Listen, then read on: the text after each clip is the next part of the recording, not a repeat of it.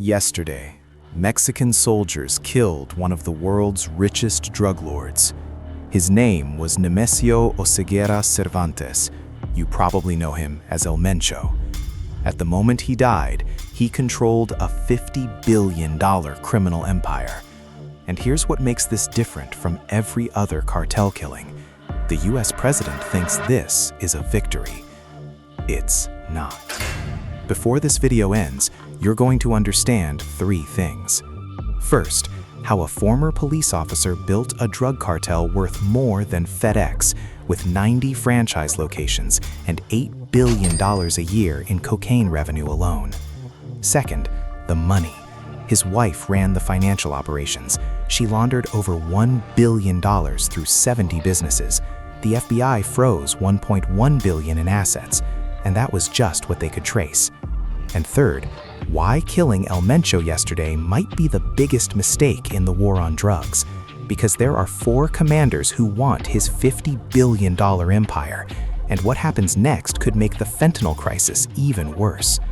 Trust me, by the time you see what Trump's victory actually created, you'll understand why the kingpin strategy never works. But first, you need to understand who El Mencho was, and how he built something that looks more like Amazon than a drug cartel. Nemesio Oseguera Cervantes was born in July 1966 in Michoacan, Mexico. Poor family, 7th of 8 children, nothing special. In the early 1990s, he moved to California, worked odd jobs, started trafficking heroin.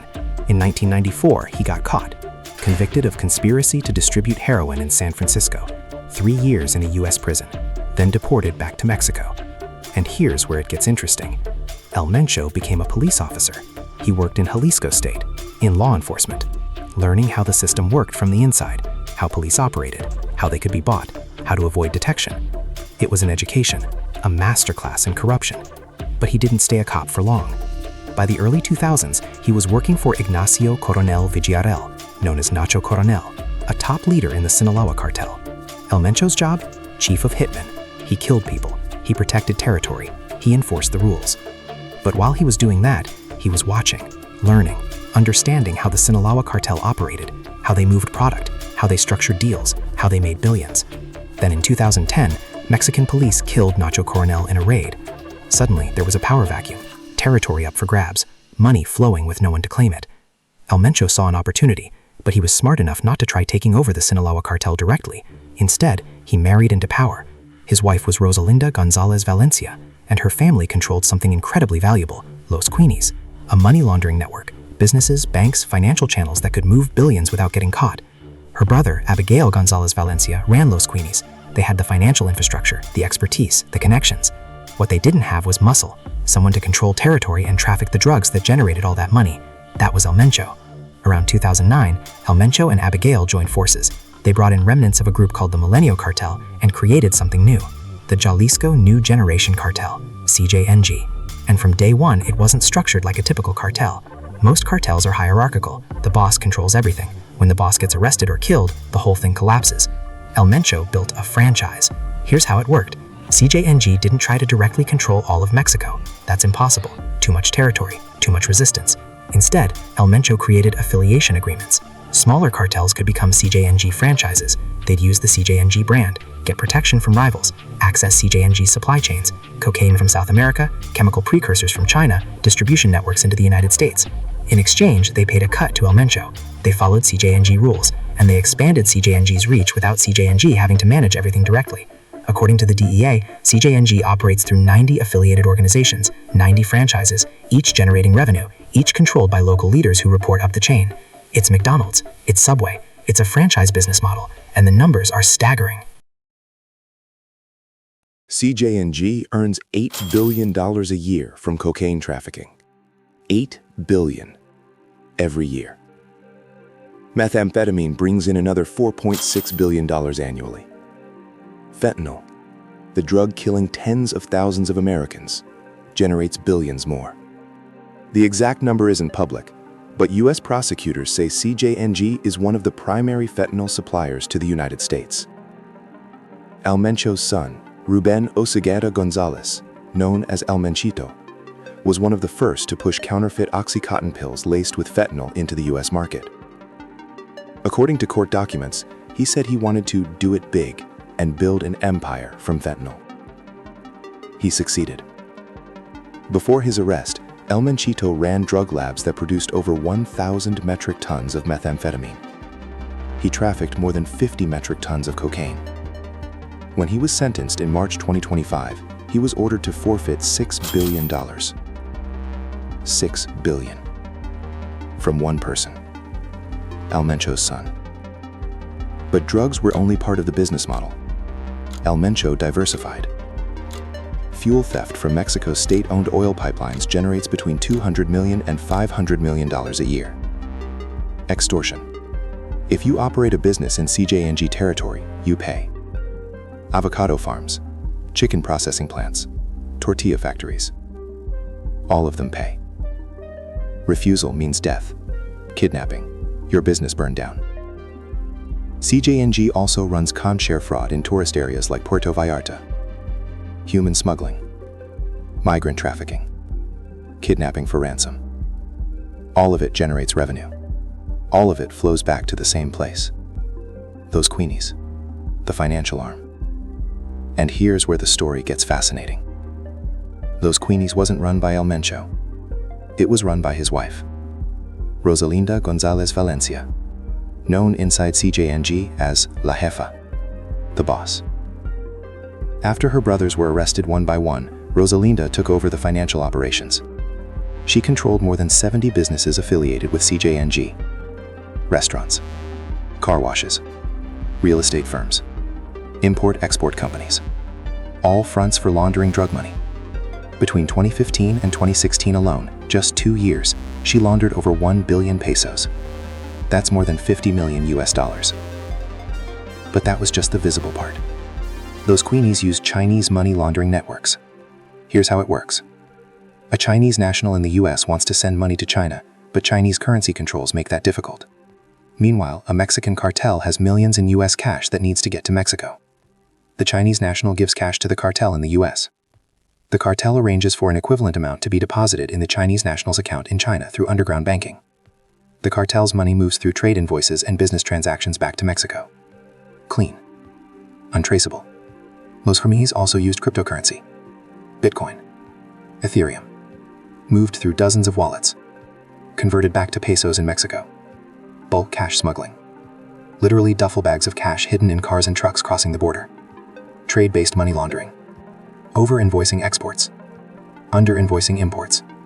Fake paper trails making dirty money look like legitimate business revenue. In June 2020, the US Treasury froze $1.1 billion in CJNG-linked assets. $1.1 billion. And that was just what they could trace.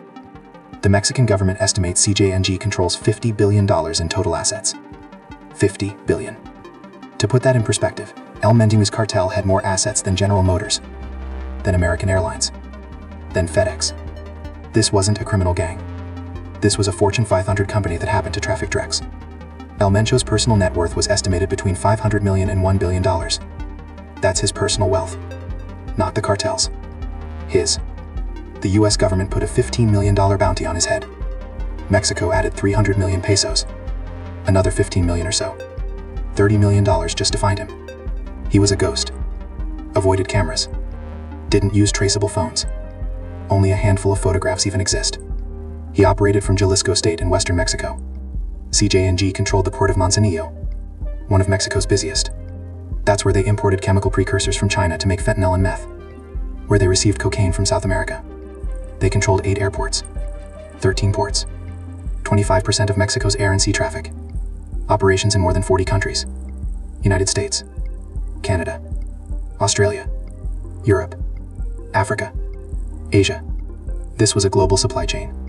Procurement in China, manufacturing in Mexico, distribution near the US border, sales networks across the United States and Europe, revenue in the double-digit billions, assets worth $50 billion, and one man at the top, making the calls. Until yesterday. On Sunday, February 22, 2026, Mexican military forces launched an operation in Tapalpa, Jalisco, a small town southwest of Guadalajara. They were targeting El Mencho, trying to capture him alive. There was a firefight. El Mencho was wounded. They loaded him onto a helicopter for transport to Mexico City for medical treatment. He died in transit. Nemesio Oseguera Cervantes, El Mencho, the man who built a $50 billion empire, dead at 59. The reaction was immediate and violent. Within hours, CJNG set up more than 250 roadblocks across Mexico, burning vehicles in 20 states, cars, buses, trucks, all on fire. Guadalajara became a ghost town, schools canceled, airports disrupted, Americans trapped in Puerto Vallarta. It was a message, a show of force. We can paralyze the country. President Trump called it a victory, posted on social media about the successful operation, praised Mexico's President Claudia Sheinbaum. The media called it a major win in the war on drugs. But here's what nobody's talking about, and this is where you need to pay very close attention, because what happens next explains why the kingpin strategy has failed for 50 years. El Mencho didn't have a clear successor.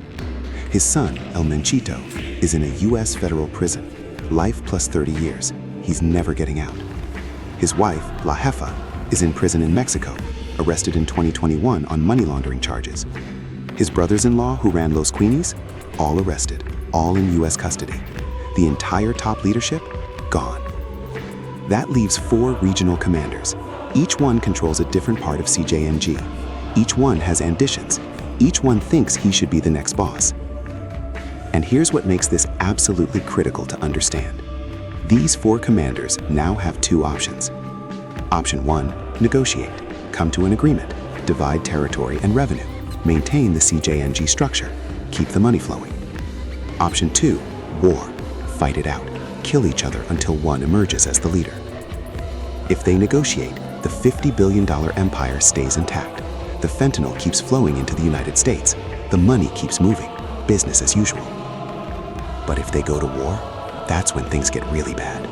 Because when cartels fracture, violence explodes. Splinter groups break off, rival cartels move in to seize territory. Mexico descends into chaos. And the fentanyl supply? It doesn't stop. It gets worse. Here's why.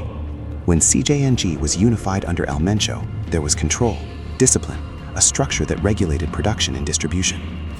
But when 4 commanders are fighting for control, each one is trying to generate as much revenue as possible to fund their war. That means producing more fentanyl, trafficking more cocaine, moving more meth. Because they need money for weapons, soldiers, bribes.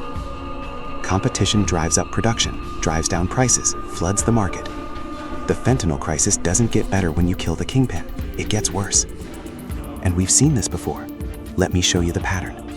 In 2017, Joaquin El Chapo Guzman was extradited to the United States, the most famous cartel leader in the world, locked in a supermax prison.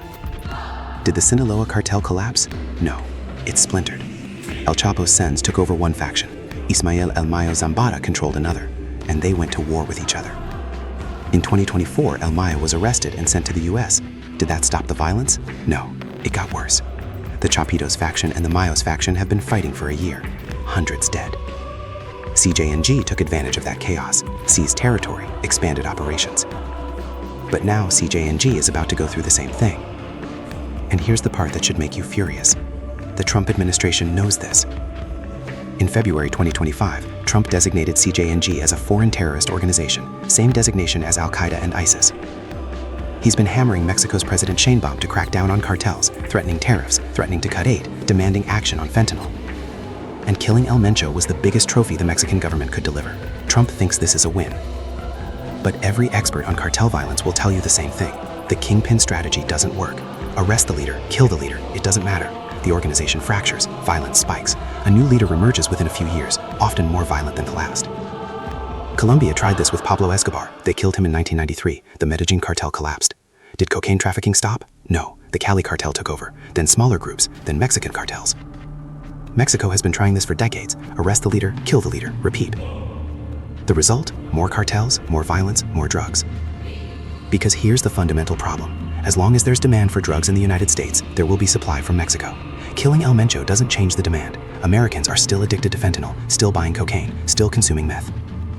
So someone will supply it. If not CJNG, then whoever wins the succession war, or the Sinaloa cartel, or a new group that emerges from the chaos. The $50 billion business doesn't disappear just because the CEO dies. It just gets new management. And often that new management is more violent, more ruthless, and less predictable than what came before. El Mencho, for all his crimes, ran a disciplined operation. The franchise model created stability. Revenue flowed smoothly. Violence was controlled and strategic. But 4 commanders fighting for control? That's chaos. That's indiscriminate violence. That's a war that will kill thousands of civilians caught in the crossfire. Trump's victory just destabilized one of the most powerful criminal organizations in the world. And the American families losing loved ones to fentanyl, they're not going to see relief. They're going to see more chaos, more unpredictable supply, more deaths. This is the pattern. This is what always happens, and it's happening again, right now. Because El Mencho understood something most people don't. He built a franchise specifically to avoid this problem. 90 affiliated organizations, each one semi-independent, each one generating its own revenue. Lose the CEO, the franchises keep operating. But lose the CEO and trigger a succession war between 4 commanders, that's when the franchise model breaks down. That's when it becomes survival of the fittest. And in that environment, the only thing that matters is power, money, control. The fentanyl will keep flowing, the violence will spike, and in a few years, someone new will emerge as the leader, someone we've never heard of, someone potentially worse than El Mencho. The cycle continues. This is the story Up, where we expose the stories of money, power, and the crimes that happen quietly behind the scenes. And this story, El Mencho's death, isn't the end of anything. It's the beginning of a succession war over a $50 billion empire. Trump thinks he won, Mexico thinks they delivered a victory, but if history is any guide, they just made everything worse. The empire El Mencho built, it's not going anywhere. It's just changing ownership, and the fight for that ownership is about to get very, very bloody. Here's what we know for certain. CJNG earned $8 billion a year from cocaine, $4.6 billion from meth, billions from fentanyl, controlled $50 billion in total assets. El Mencho built one of the largest criminal enterprises in the world by thinking like a CEO, franchise model, vertical integration, diversified revenue streams. And now he's dead, but the business continues. The question is who ends up running it? If you want more stories like this, where we follow the money and show you how criminal organizations operate like corporations, hit that subscribe button, because when a $50 billion empire loses its founder and 4 people are fighting for control, someone needs to explain what that actually means. Drop a comment. Do you think killing cartel leaders works, or does it just create more violence and make the drug crisis worse? I'll see you in the next one.